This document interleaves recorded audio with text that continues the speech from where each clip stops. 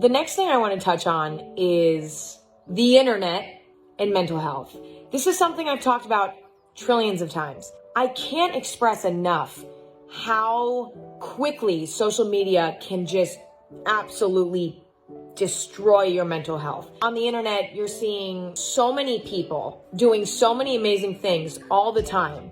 And when you're sitting in your bed, scrolling through your phone, seeing other people doing these amazing, fun, awesome, gorgeous things, and you're sitting in bed, naturally you're going to feel kind of awful. There's such an overload of information at all times. And I found with me that it's the overload of information that makes me anxious.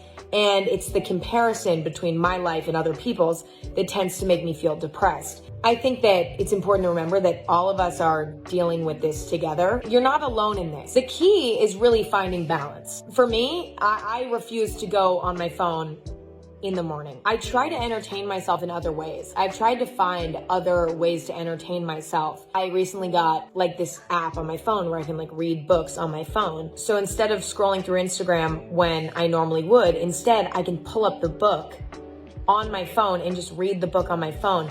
That's been great. I've also been listening to a lot of podcasts. I listen to podcasts all the time. They're entertaining, but at the same time, it feels like a real human conversation rather than something that's manicured, like say an Instagram photo, you know? I also love watching like documentaries and stuff like that because documentaries are usually educational and they're about something and they can still be extremely interesting, but they're about something that's real and about something that's like rooted in reality.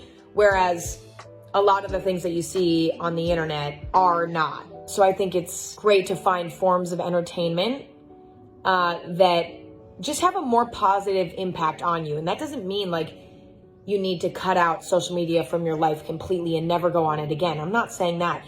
I think it's just that, you know, you should be aware of how it can negatively impact you and find other forms of entertainment that don't cause mental discomfort, you know? And there's stuff out there, like the things I just listed. I find that when I'm in a routine where I'm reading books and I'm watching documentaries and I'm listening to podcasts and those are my forms of entertainment. That was a motorcycle. Rock on.